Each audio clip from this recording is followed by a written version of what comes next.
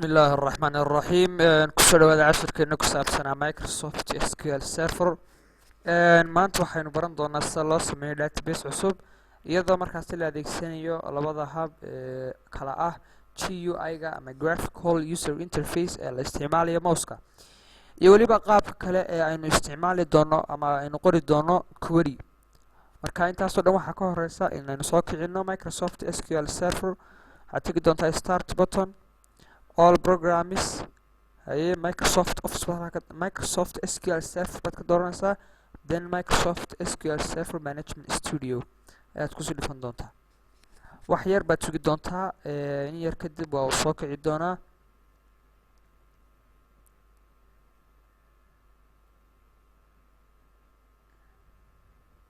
waayahay uu soo kacay halkan passwordkii iyo username-kaagii baad gashanaysaa amaba waxaad oran doontaa Windows Authentication ayaad ku geli doontaa connect oranaysaa markaa waay markaa si loo sameeyo database cusub waxaan tegi doonaa qaybtan markaasi ku taala bidixda ee loo yaqaano Object Explorer tusaale ahaan haddii qaybtan kaa qarsoon tahay waxaad tegi doontaa view menu dabadna waxaad ka dooranaysaa Object Explorer oo keyboardkana u dhiganta F8 haddaad taabato wuu soo noqon doonaa markaas in database cusub sameyno anagoo isticmaalna GUI waxaanu right click ku dhufan doonaa folderka guud ee loo yaqaano databases waxaan leenahay new database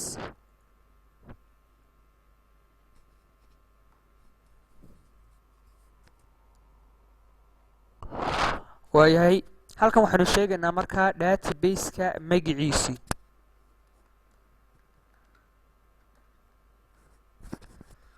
database magaciisa marka saa u qornay waxay noo samaysmay laba file oo kala ah data file iyo log file waxaan markaasi file group initial size auto growth mar kale dhigan doonaa laakiin hadda pathkaas ayuun baynu bedeli doonaa pathku waa meesha la dhigi doona labadan file ee kala ah data file iyo log file oo casharkii ka horreeyay waynu kusoo qaadanay data file iyo log file ayaa markaasi uu leeyahay database-ku oo ugu yaraan database ku yeelanaya marka sidaaba loo sameeyo hal data file iyo hal log file hadhow waad kasii kordhin doontaa dhowr data file iyo dhowr log file baad ka dhigi doontaa laakiin sida marka ugu horeysa wuxuu sameeyaa intaa markaas aynu pathka u bedelo halkan baynu iman doonaa ishaare pathka ka hor taalla ayaynu ku dhufan doonaa kadib locationkii markaasi aynu dhigaynay ayaan soo dooran doonaa wax yar baad iska sugaysaa dhiiga soo kala furinaa halkaa dhiigan iska dhex dhigi doonaa dadna okay baad leedahay kan kalena soo qaad isna iska sii haystaa dhiigii okay baad markaas sidaa ku leedahay waayo waxay noo samaysmay iminka database cusub halka database-ka soo kala fur cabdi db oo ahaa database-ka aynu hadda sameynay bay markaasi ka eegi doonaa okaa cabdi db wakaa waa inoo samaysmay innagoo markaasi waxaanu sameynay isticmaalana GUI halkii aanu dhignayna waxaa inoo yaala labadii file log filekii iyo data filekii oo ahayd dhiida ayaan dhex dhignay waa kuwa cabdi db.mdf waa extensionka primary data fileka iyo cabdi db/log.ldf oo ah log fileka oo extensionkiisuna yahay markaasi .ldf intaa markaan sameyno waxaa intaas inoogu dhan marka database lagu sameynayo GUI database-ka waan masixi doonaa markaa waxaan sameyn doonaa database anagoo isticmaalina query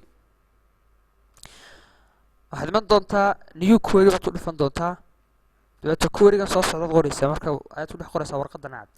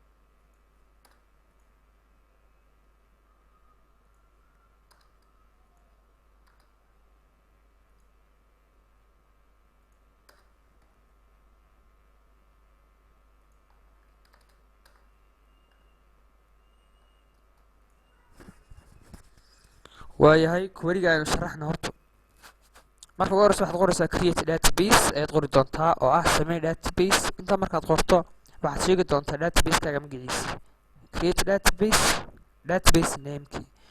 waxaan hore usoo sheegnay inuu lahaa database-ku uu ka kooban yahay laba file oo kala ahaa log file iyo data file. inta bracket laga soo bilaabo on primary ilaa bracketkaas intan waxaa markaas ay sameynaysaa markaasi fileka loo yaqaano data fileka waliba primary-ga ah. on primary waa data fileka waliba primary data fileska ayaa loo qaybiyaa laba, primary data file iyo secondary data file. markaa kan waa primary data filekii. waxaan leenahay markaa primary data fileka magaciisu ahaado cabdidb, file name waa meesha ama pathka la dhigi doono, pathka la dhigi doonaana halkaa ha ahaado. inaga weliba raacinay extensionkiisii ah .mdf. sizeku waa initial sizeka lagu bilaabayo markaasi waa 5 MB baanu nidhi. file growth waa intuu iskordhinayo 5 MB gaasi markay buuxsamaan inaynu hore usoo siinay intee leeg buu iskordhin karaa. marka file growth markuu buuxsamo 5 MB 2 MB ha isku daro. max sizeka ugu dambeeyuu gaari karaa 100 MB bay ka dhigan. intaa waxaa ku dhan primary filekii oo ah primary data filekii. halkan waxaa ka bilaabmay halkaa ay ku qoran tahay log on ilaa halkaasina markaasi log filekii. waxaan idhi log file log on baynu idhi. waxaad leedahay markaa log fileka namekiisu ha noqdo intaas ha noqdo. markaa yar kala bedelo halkaa underscore log baan leenahay halkan, halkana underscore saynu kala garano data. waa intaa markaad sameyso waxaad leedahay file name pathkii halkii hore baan dhignay laakiin extensionkaasi kala duwan yahay oo ah ldf iyo log magacii markaasi log fileka kana waa magacii data fileka. sizeka waa initial sizeka lagu bilaabayo. file growthka marba intuu iskordhinayo max size ugu dambeyn intuu gaari karo. markaa queryga aynu halad garanayno tijaabinayno saxiixayn kale. command completed successfully waa sax. waayahay aynu haddaba kicino execute baad leedahay. command completed successfully. imika markaa halkaa right click refresh nidhaahno waxaa soo geli doona database loo yaqaano cabdidb oo ka ah oy failashiisuna yaalaan dhiida kuwa cabdidb iyo cabdidb underscore data. intaasaynu ku dayn doonaa markaasi sida loo sameeyo database inagoo isticmaalin laba hab, habkii GUI-ga ahaa iyo weliba habkii kale ee aynu qoraynay queryga. casharkan ku xiga hadii eebaha awoodda leh ogolaado waxaynu ku baran doonaa sida loo sameeyo table inagoo isticmaalna labadii habeen hore u saarnay GUI iyo weliba query. intaa wixii ka horeeya waxaan leenahay assalaamu calaykum waraxmatullaahi wabarakaatu.